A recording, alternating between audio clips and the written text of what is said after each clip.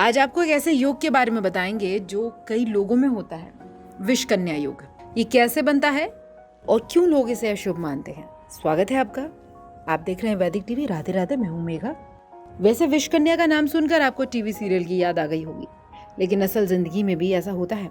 ज्योतिष शास्त्र में इसे अशुभ योग कहा गया है। किसी कन्या की कुंडली में खास ग्रह नक्षत्रों की स्थिति से ये योग बनता है। मान्यता है जिस लड़की की कुंडली में ये योग बनता है उसे जीवन में कई तरह की कठिनाइयों का और बड़ी मुश्किलों का सामना करना पड़ता है। वैसे तो इंसान का जीवन ही कठिनाइयों का सामना करने के लिए है, क्योंकि आपके नाम के अनुसार ही ये योग जहरीला होता है, जो जीवन में जब भी सुख आता है उसे खराब कर देता है। ज्योतिष शास्त्र में मांगलिक योग, काल सर्प योग, केमद्रुम जैसे अशुभ योगों में विषकन्या योग भी शामिल है। विषकन्या योग को सभी अशुभ योगों में सबसे ऊपर रखा गया है। इस योग में सबसे ज्यादा परेशानी वैवाहिक जीवन में देखने को मिलती है, इसलिए विवाह के समय इस योग की आप जांच जरूर कर लें। किन हालातों में बनता है विषकन्या योग? जिनका जन्म अश्लेषा या फिर शतभिषा नक्षत्र में हो और उसी दिन रविवार के साथ द्वितीया तिथि भी पड़ रही हो तो विषकन्या योग है। कृतिका, विशाखा, शतभिषा नक्षत्र हो और उस दिन रविवार के साथ द्वादशी तिथि हो तब भी ये योग बनता है। अश्लेषा, विशाखा और शतभिषा नक्षत्र एक साथ हो और साथ में मंगलवार हो और सप्तमी तिथि हो तब भी ये योग बन जाता है। शनिवार के साथ अश्लेषा नक्षत्र हो और साथ में द्वितीया तिथि हो तो भी ये योग कुंडली में बनता है। शतभिषा नक्षत्र में मंगलवार के दिन द्वादशी तिथि हो और इसमें किसी कन्या का जन्म हो जाए तो उसकी कुंडली में विषकन्या योग बन जाएगा। शनिवार के दिन कृतिका नक्षत्र हो, साथ में सप्तमी तिथि या फिर द्वादशी तिथि हो तब भी वो कन्या विष कन्या मानी जाएगी। कुंडली में शनि लग्न में सूर्य पंचम भाव में और मंगल नवम भाव में होने पर भी विषकन्या योग बना देता है।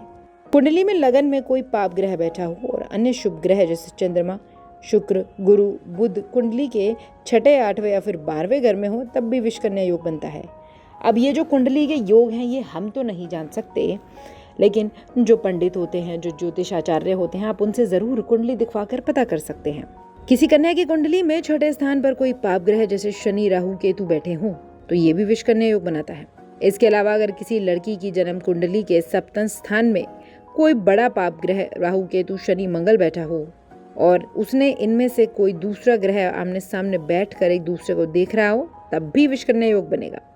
विषकन्या योग हमारे जीवन में बहुत नकारात्मक प्रभाव लाते हैं। इस योग से पीड़ित जातक को अपने जीवन में अशुभ फलों की प्राप्ति करनी पड़ती है। उनके जीवन में आने वाले लोगों की जो सेहत होती है वो भी अच्छी नहीं रहती और लोगों के जीवन पर भी प्रभाव पड़ता है।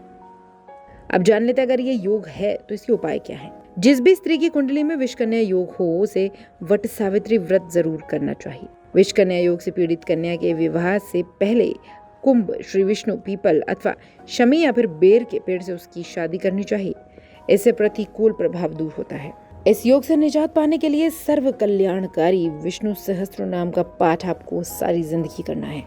गुरु बृहस्पति की आराधना करने से भी विषकन्या योग खत्म होने लगता है, उसके अशुभ फलों में कमी होने लगती है। तो आपकी कुंडली में विषकन्या योग है या नहीं, ये जानकारी आपको ज्योतिष से बात कर कर ही पता चलेगी। अभी के लिए वैदिक टीवी में इतना ही। ये जानकारी आप तक विभिन्न आलेखों द्वारा पहुंचाई गई है। चैनल वीडियो में बताई गई बातों की सत्यता की पुष्टि नहीं करता। राधे राधे।